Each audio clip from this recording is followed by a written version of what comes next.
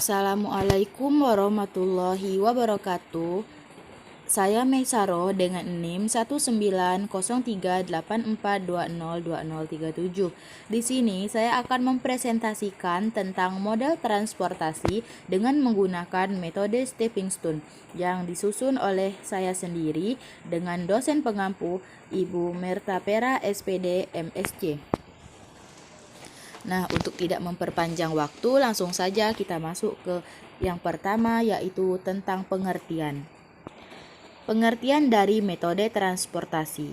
Metode transportasi merupakan suatu metode yang digunakan untuk mengatur distribusi dari sumber-sumber yang menyediakan produk yang sama.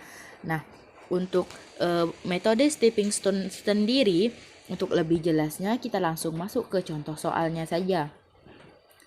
Sebuah perusahaan negara berkepentingan mengangkut pupuk dari 3 pabrik ke 3 pasar. Kapasitas penawaran ke 3 pabrik dan permintaan pada setiap pasar dan biaya transportasi per unit adalah sebagai berikut. Bisa dilihat di tabel. Nah, berdasarkan data tersebut, bagaimanakah cara memberikan alokasi distribusi dari pabrik ke daerah distribusi dengan total biaya transportasi minimum? Nah, untuk penyelesaiannya, yang pertama yakni kita harus bisa menentukan alokasi dengan menggunakan metode Northwest Corner. Maka dapat kita hasilkan seperti tabel berikut ini. Nah, kita bisa membuatnya menjadi A1, B1, C1, A2, B2, C2, A3, B3, dan juga C3. Nah, yang kedua, pada tahap pertama tadi kita lihat sel yang kosong. Nah, dari sel yang kosong tersebut dapat kita memulai loncatan pada sel yang sudah terisi dengan searah jarum jam ataupun berlawanan arah jarum jam. Nah, sel yang pertama tadi kan kita tinjau yaitu sel C1. Tandanya itu bisa dilihat yaitu positif. Kemudian kita berlanjut ke C2 dengan tandanya negatif. Lalu ke B2 dengan tandanya positif, lalu ke B1 dengan tandanya negatif. Setelah kita tinjau yang kita mulai dari C1 tadi, bisa juga kita tulis dengan C,1, C,2, B,2, B,1. Nah, kan udah kita ketahui tuh tanda-tandanya, ada positif, negatif, negatif. Nah, untuk mencari C1-nya, kita bisa memulainya dari positif 5, negatif 12, positif 10, negatif 5, sehingga memperoleh hasil min 2. Lalu kita lanjut ke yang ketiga, yaitu kita akan melakukan perhitungan biaya pada sel yang kosong. Nah, pada sel yang kosong tersebut, kita mulai dari sel yang kosong. Dengan perhitungannya itu dilakukan dengan cara menghitung biaya sel yang kosong terlebih dahulu. Dengan memberi tanda positif, selanjutnya negatif, selanjutnya positif, kemudian negatif, dan seterusnya. Maka didapatkan hasil sebagai berikut. Nah, untuk untuk C1-nya tadi kan kita sudah ketahui bahwa hasilnya itu adalah min 2. Maka kita akan lanjut untuk sel yang kosong, yaitu sel yang kosong pada A2. Nah, untuk mencari A2-nya, kita bisa memulainya itu dari positif, negatif. Nah, berarti kita mulai dari positif 15 naik ke negatif 10, positif 5 dan negatif 10, sehingga memperoleh hasilnya sama dengan 0. Lalu untuk mencari A3-nya, kita bisa memulainya dari positif 3. Nah, kenapa kita langsung ke C1 yaitu pada negatif 10? Karena C2-nya itu kan sel kosong, jadi kita harus lanjut ke sel-sel yang sudah terisi. Makanya dari dari A3 kita melanjutkannya ke A1, bukan A2. Lanjut, kemudian kita lanjut ke B1, kita turun ke B2, dan kita tidak pergi ke C1 karena C1 itu selnya kosong. Lalu kita dari B2 kita lanjut ke C2. Dari C2 kita turun ke C3. Nah, untuk A3 mendapatkan hasil min 10 karena dimulai dari positif 3, negatif 10, positif 5, negatif 10, positif 12, dan negatif 10. Maka hasilnya sama dengan negatif 10. Kita akan lanjut ke A3.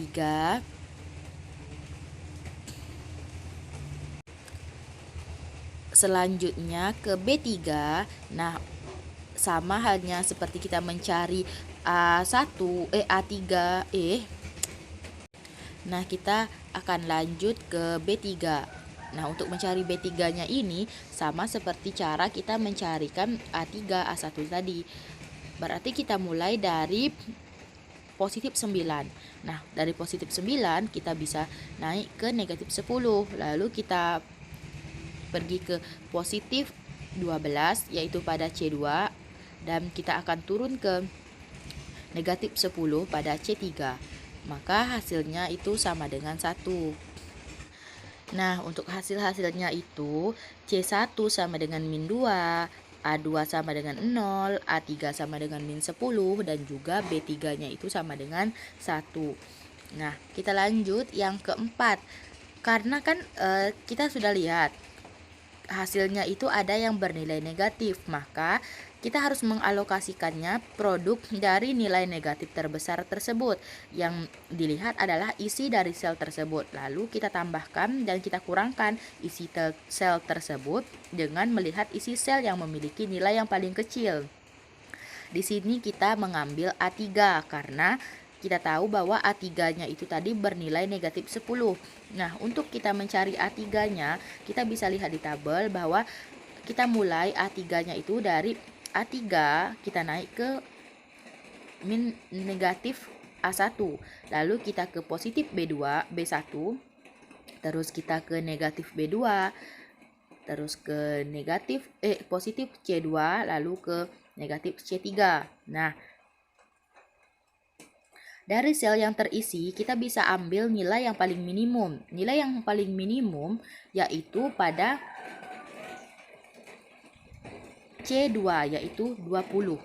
Nah, untuk sel yang bernilai positif itu akan ditambahkan dengan 20, sedangkan sel yang negatif akan dikurangkan dengan 20.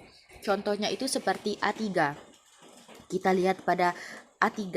A3 itu kan selnya kosong, berarti dan selnya kosong dan bertanda positif, maka A3 sama dengan 0 ditambah 20 sama dengan 20. Lalu untuk A1 selnya itu 120, tandanya itu negatif, maka kita akan kurangkan dengan 20. 120 dikurang 20 sama dengan 100 sampai dengan C3. Nah, untuk C3 itu sel isinya itu adalah 70, lalu tandanya itu adalah negatif, maka kita kurangkan 70 dikurang 20 sama dengan 50. Nah, seperti itu ya. Lanjut yang kelima, yaitu kita akan menghitung biaya transportasinya. Nah, jika kita hitung, maka biaya transportasinya bisa dilihat dari tabel berdasarkan alokasi barang seperti yang disusun pada tabel di atas, maka biaya transportasinya adalah Rp2.690.000. Nah, pertanyaannya sekarang seperti ini.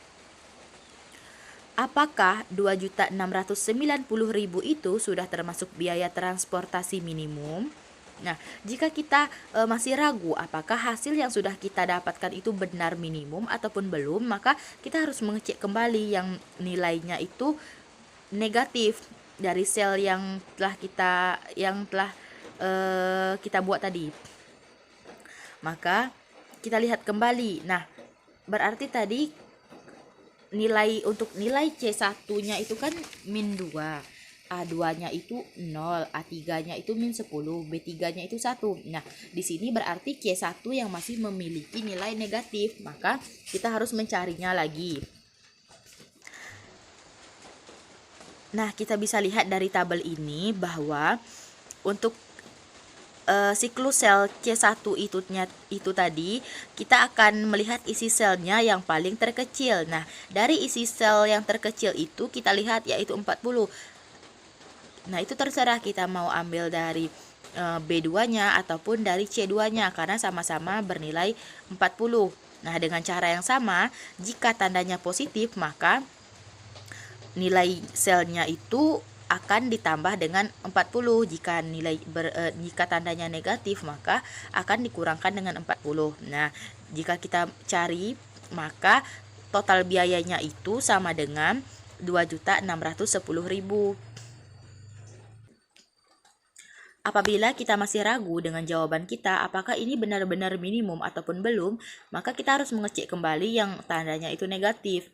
Karena di soal yang saya paparkan ini, nilai minimumnya sudah benar-benar 2.610.000, maka kita akan dapat simpulkan bahwa ketiga pabrik tersebut akan mengirimkan pupuknya dengan pabrik 1 mengirimkan 100 ton pupuk ke pasar A, 10 ton ke pasar B, 40 ton pupuk ke pasar C.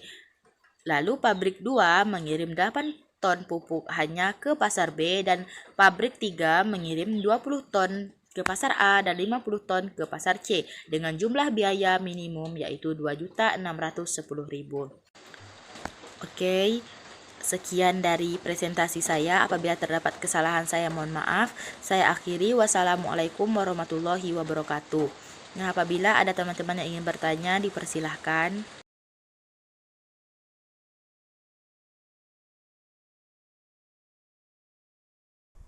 Oke, di sini saya akan mencoba menjawab pertanyaan dari Asmi Septiani. Nah, sebelumnya itu kita harus tahu dulu apa itu linear programming. Linear programming adalah salah satu pendekatan matematika yang paling sering dipergunakan dan ditetapkan dalam keputusan-keputusan manajerial dengan tujuannya adalah untuk menyusun suatu model yang dapat dipergunakan untuk membantu pengambilan keputusan. Nah, sedangkan masalah transportasi itu timbul karena transportasi produk yang bersifat homogen dan dari berbagai sumber. Jadi, untuk pertanyaan Asmi Septiani bahwa masalah transportasi dapat diselesaikan linear programming, namun kenapa tidak direkomendasikan untuk digunakan? Nah, karena metode transportasi adalah metode yang digunakan untuk mengatur distribusi sumber-sumber yang menyediakan produk-produk. Metode ini tidak digunakan karena membutuhkan dua tahap analisis. Untuk mendapatkan hasil yang optimal, yang harus diperhatikan adalah total kuantitasnya. Sekian dari jawaban saya, terima kasih.